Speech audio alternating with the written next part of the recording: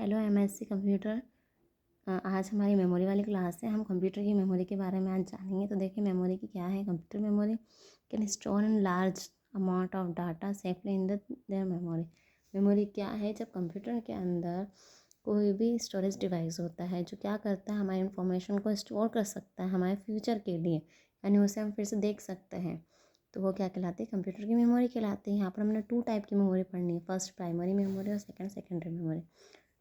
Primary memory हम जानते हैं रैम और रोम, ठीक है। Read only memory and random access memory. Secondary memory वो होती है जो CD, DVD, pen drive, hard disk पाई जाती, ठीक है। रैम में भी हम 2 टाइप की मेमोरी पढ़ेंगे। पहले स्टैटिक रैम और डायनामिक रैम। सेकंड में रोम में हम कौन कौन से पढ़ेंगे? प्रोग्रामिंग रैम और इरेजेबल प्रोग्रामिंग रैम, ठीक है। देखिए हम देखते हैं हम प्राइमरी मेमोरी क्या होती है। प्राइमरी मेमोरी को मेन मेमोरी भी कहते हैं। ये डायरेक्टली सीपीयू के साथ कनेक्ट होती है, कम्युनिकेट करती है, ठीक है।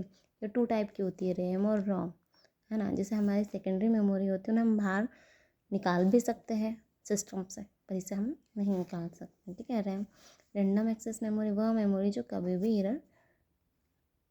इरेज हो सकती है। यह एक प्रकार की मेमोरी यूनिट होती है, मदरबोर्ड में यह पाई जाती है। इसका यूज़ शॉर्ट मेमोरी के लिए किया जाता है।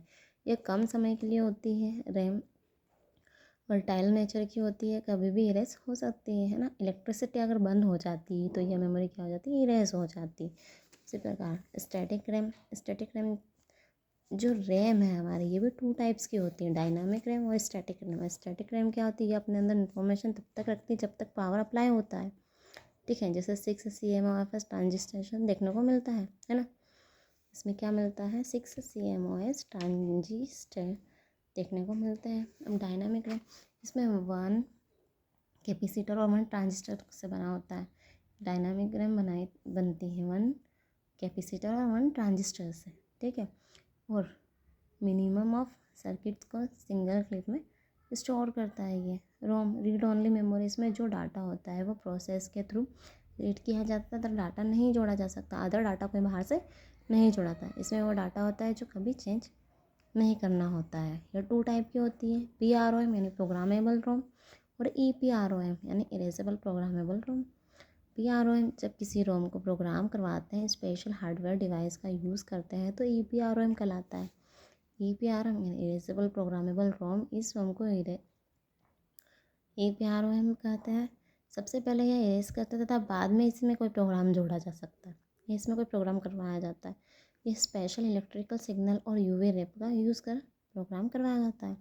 UV रेस का प्रोग्राम करवाते हैं जब इसे UV EPROM कहते हैं। और जब हम इसमें इलेक्ट्रिकल सिग्नल देते हैं तो इसे क्या कहते हैं? ESROM करवाते हैं, है ना। इलेक्ट्रेबल प्रोग्रामेबल रोम कहते हैं। इलेक्ट्रिसिटी सिग्नल इजी होता है और सेफ होता है UV रेस से, ठीक है। अभी सेकेंडरी मेमोरी, इसे हम सेकेंडरी मेमोरी भी कहते हैं।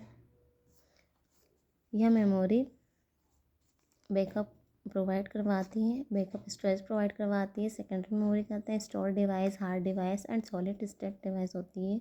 रिमूवेबल स्टोरेज मीडिया होती है, इसे रिमूव क्या कर सकते हैं, जैसे CD, DVD, ठीक है। सेकेंडरी मेमोरी ये डायरेक्ट CPU के साथ अटैच नहीं होती है, यानी इसमें क्या होता है? एक इंटरमीडिएट काम करता है। कौन इंटरमीडिएट काम करता है? रैम, ठीक है। CPU फिर रैम पाया जाता है। जब कोई भी मेमोरी होती है ना, कोई भी इन्फॉर्मेशन होती है, पहले CPU के पास जाती है, फिर CPU इन्फॉर्मेशन को रैम के साथ देता है और रैम के बाद ये सेकेंडरी मेमोरी में जाती है, ठीक है। यानी CPU से इन्फॉर्मेशन पहले प्राइमरी मेमोरी में जाती है और फिर प्राइमरी मेमोरी से इन्फॉर्मेशन फिर हमारी सेकेंडरी मेमोरी में जाती है, ठीक है। CPU पहले प्राइमरी में देता है और वही इन्फॉर्मेशन फिर सेकेंडरी मेमोरी को देता है। रैम एक तरह का इंटरमीडिएट का काम करता है तथा फास्ट स्पीड में डाटा को एक्सेस करता है। CD, अब हम यहाँ पर CD के बारे में पढ़ेंगे। CD यह एक प्रकार की क्या है? पोर्टेबल स्टोरेज मीडियम है। इसे आसानी से कहीं भी ले जाया जा सकता है। इसे data, audio, video digital form में भी स्टोर हो सकता है। DVD डिजिटल वेराइटिकल डिस्क, है ना। वेरस्टाइल डिस्क यह एक प्रकार की ऑप्टिकल मीडिया है जिसे यूज़ किया जाता है डिजिटल डाटा को स्टोर करने में। इसका मदद करती है। CD की साइज़ की होती है, लेकिन इसमें लार्ज स्टोरेज कैपेसिटी नहीं होती है, ठीक है।